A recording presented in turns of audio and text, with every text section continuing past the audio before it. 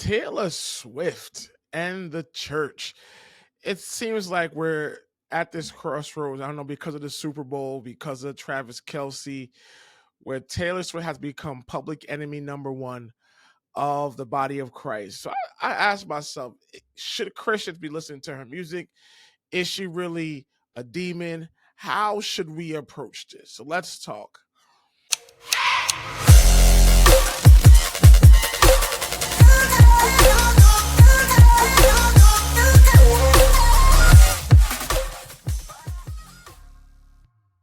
So it's not hidden that Taylor Swift has had a very sketchy past in terms of casting spells at her concert, also looking like the former lover or wife of a chief Satan worshiper. A lot of rumors have swirled all about, but I believe that the attacks on Taylor Swift have increased because the evangelicals, aka Team MAGA, have gotten to a place where they have called her public enemy number one. I don't know why. I don't know where this is coming from. I don't know what the issue or the beef is, but for some reason they're labeling her as their main target, as their main enemy. So a lot of it is political because this MAGA movement has hijacked the evangelical movement. They have just taken over and called Trump God, and he is anointed. He is King David. He is the Messiah. So a lot of that is anti-establishment, anti-culture, anti-popularity, and she's like an easy target. So this is why you see a lot of people who claim to be Christian, who claim to be evangelicals, for them to sit here and attack Taylor Swift. But as Christians, should we listen to her music? Ultimately, that's the question. I don't think listening to her music is sinful. We have to be careful when we call everything sin. A lot of things that we're battling, a lot of things that we have to confront are not sinful things. A lot of the things that we have to figure out and have to navigate, they're not sinful things. They are things that are tactics in the hand of the enemy to cause us to lose this spiritual war. Because every believer, every child of God, every son and daughter of God, you are in a spiritual battle. You are in spiritual war. And what happens a lot of time, the enemy use things within our culture, things that seem harmless, as ways for him to gain access into our lives. Do I listen to Taylor Swift's music? First and foremost, it's not my kind of music. I can't sit here and tell you three Taylor Swift songs. So I'm not really a person that might be an expert at judging her music, because probably I wouldn't listen to her music anyway. So it's hard for me to judge. So for example, like someone like Jay-Z, who I actually like hip hop and like his music, and I have made a conscious choice not to really listen to his music, is a different conundrum for me. Taylor Swift though is on, is not really my cup of tea. So I might be the worst person to talk to this about. But here's my opinion.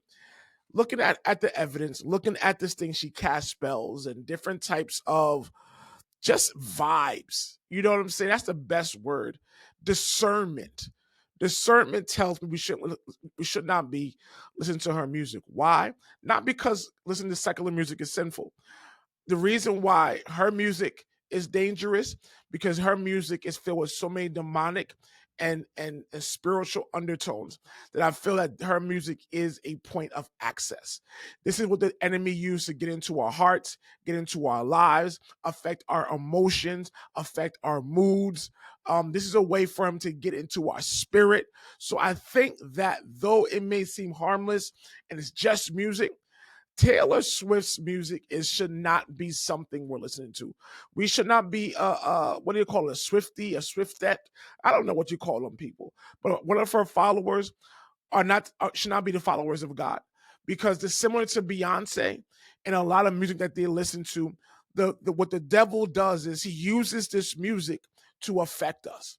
He uses this music to gain access to us. So we have to be very careful. We have to be very aware and use discernment one listening to this music.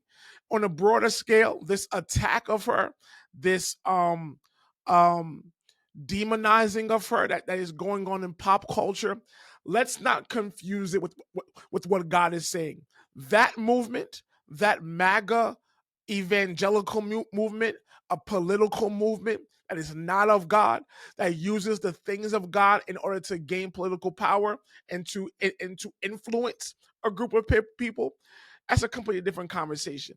That you see out in culture, those posts and those tweets and those things you see, the red pill movement and these things that you see, that's a different conversation. They're doing that for different motivations and different reasons. But if you look at the very spirit and very essence, if I could give you some pastoral advice, use your discernment when it comes to that music and any type of secular music. Like I said, Beyonce, Ariana Grande, any type of music, hip hop, pop, rock music. And these things are used to gain portals. You know, I'm showing my age here, but KISS, the group KISS, the acronym KISS stands for Kids in Support of Satan. Kids in Support of Satan. That's what the acronym KISS stands for. So we sit here and we listen to this music. It's like it's harmful, but it affects our mood. It affects our attitude. It causes depression. It affects our emotions. It's because it gives the enemy a access point into our lives. So my commentary is not just on Taylor Swift. My commentary is on every single song, artist that plays song that gives the devil access to you. I think what she's doing is giving the devil access. Does she worship the devil? I don't get that. That's her personal thing. That's her personal life. But I also want to be aware, and one thing that we fail to use as Christians is a level of discernment, a level of wisdom. Like if you see someone trying to cast a spell, right? It shouldn't take you to come to Pastor Ron and say, Pastor Ron, should I be listening to this music? She's casting a spell. Her motives are obvious. So we got to do a better job of allowing us to use discernment. So Taylor Swift, I don't really care for as much. I don't really want to see her during the Super Bowl. I know she's gonna be overexposed, and let us not use that as a coincidence. I think there's a reason why she's overexposed. There's a reason why she's being used into this. There's a reason why all this is being shown. It's because of the fact it's giving the enemy a platform. Let's be wise.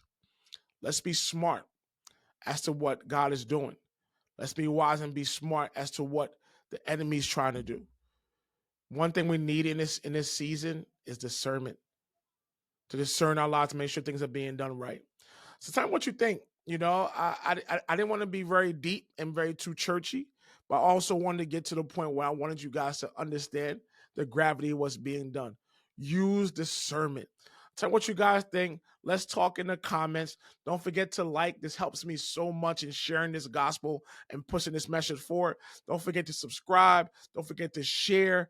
I appreciate your time. God bless you. I love you guys. Peace.